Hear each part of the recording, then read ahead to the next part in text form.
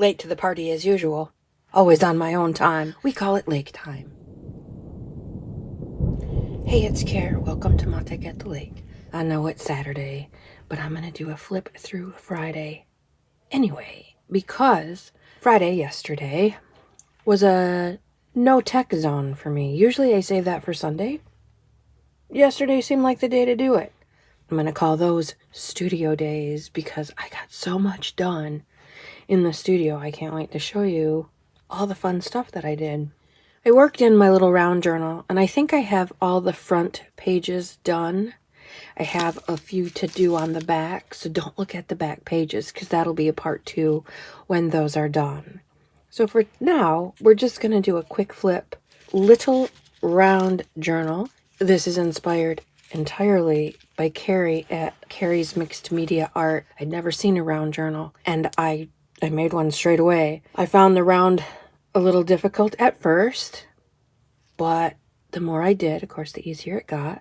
And I love it. I have it out all the time. I find it very inspiring. I'm going to throw a picture in here because one of the reasons I love this little guy is because you can work on him anywhere. Here's a picture of me working on my little journal anywhere. Holy smack. Yeah, that's my messy desk. Oh, well. Life in the craft room, right? I have it hooked together with these rings I got from Amazon. I think these are 1 inch. They make it easy to take the little pages on and off to work on them. I have worked on pages on the rings, but it's far easier to take them off the rings and work on them that way. So, flip through Friday. First page I did. Again, don't look at the second page. Looks velvety. It's just a super deep watercolor color. Bits from my Fall Words printable. Punches from book pages. 3-dimensional. It's kind of seasonal. You can kind of tell what time of year it was when I did this. I'd like to get some clear gesso and knock back that shine because it jacks up my vintage. It's okay if you don't see the shine, but ooh, that jacks up my vintage. So if you put just a thin coat of clear gesso, it's supposed to knock back that shine.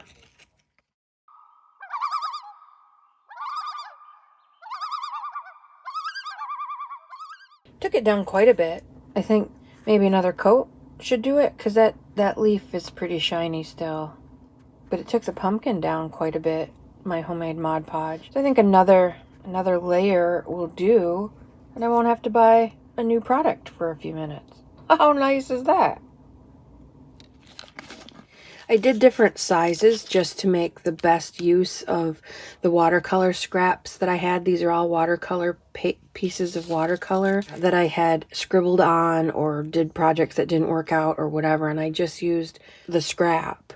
And once I got my big pages done, I made smaller pages out of the scraps of the scraps. That's called crafting craziness. That's a form of psychopathy. Not much studied, but it probably should be. Tiny little watercolor. The watercolor was done. I had done the background, and what I saw in it was, of course, the lake, woods, a little cabin, and the sunset. And I put, these are supposed to be geese, but boy, they look like bats, which is fine. I did it in the fall. That's fine. Bats are fine. Whatever. We have those here too. Creepy. This was just super fun, easy, plain background, music stamp, my ransom letters, a beautiful little black safety pin, and a piece of mulberry paper that I tore. I was so hoping for snow. They kept promising and kept promising and kept promising. And it's got some sparkle. Christmas. I love that. It's a Christmas tag from Walmart. And I used my favorite festive fingernail polish to decorate the tree. That's a thick one. It's 3-dimensional. I have it on foam, so it's 3D. This was another piece of a watercolor paper. The background was already done. I just put in some I should say lifted some sun rays and did a tiny, tiny little bit of ink work and added glossy accents in the water so the water glistens.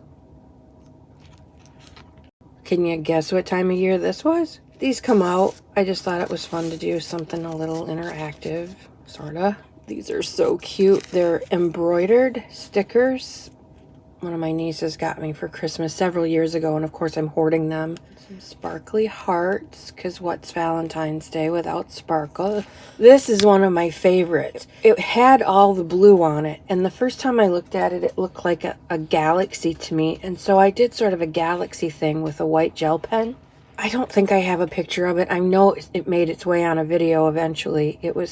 So some of you may recognize it. But the other day I was playing with all my new blueberry stuff, and then I saw this again and I thought, oh, that's got to be a blueberry. And so I painted over the galaxy thing that I did. I added layers of dark paint and then made it into a blueberry.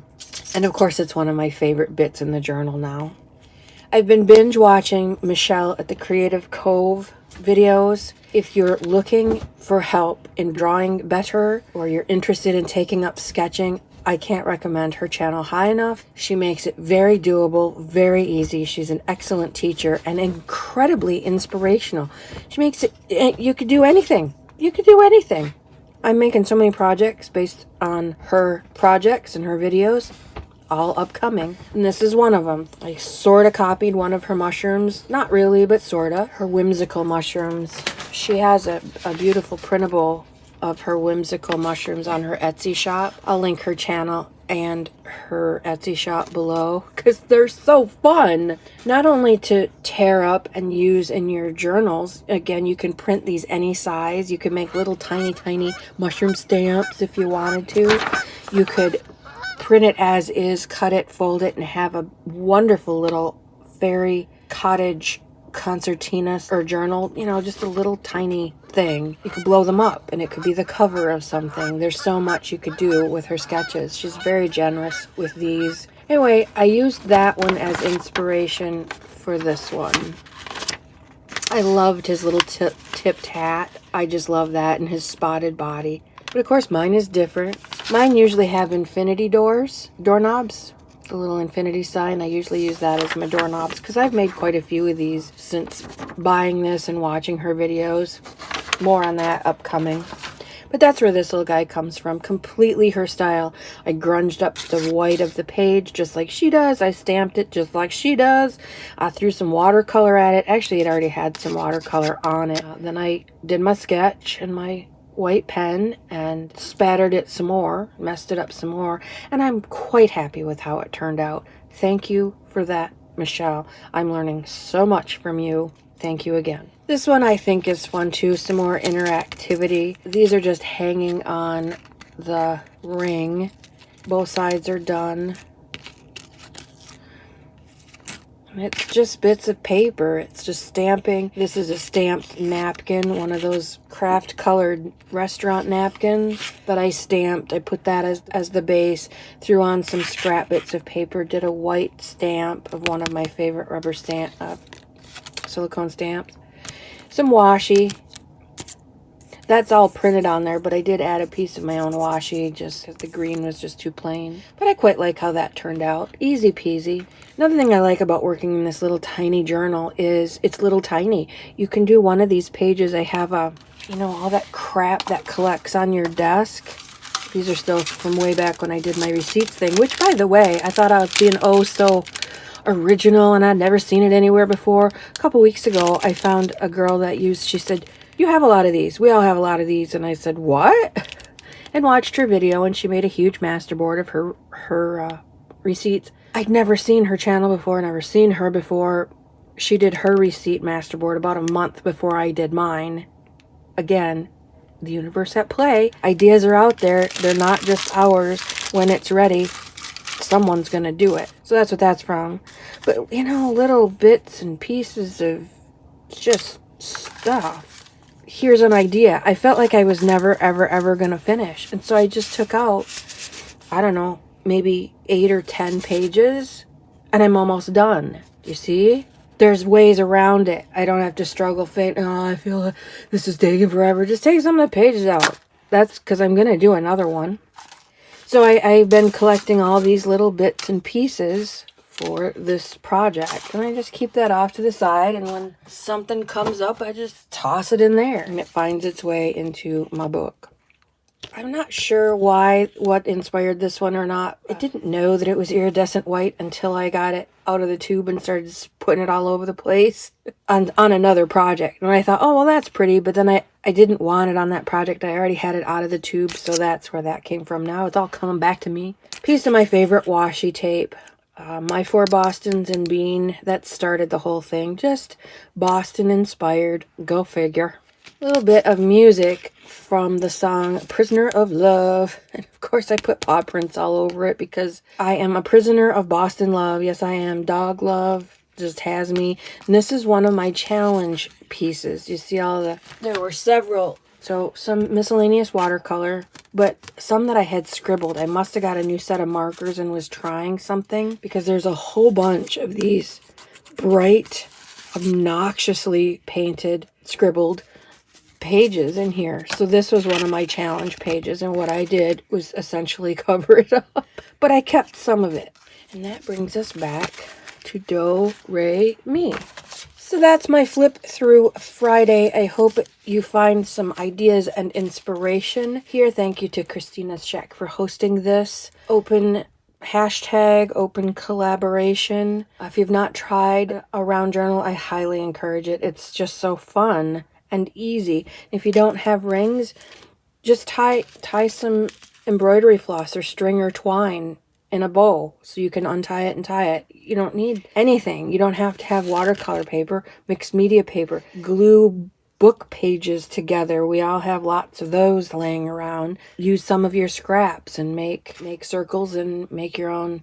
I would recommend making them thicker so that they hold up to the untying and the taking off, and because there's a lot of flipping that goes on in working in this little bugger. So stay tuned. Eventually there'll be a part 2 where I show you the back sides of these pages because I have a few left to do.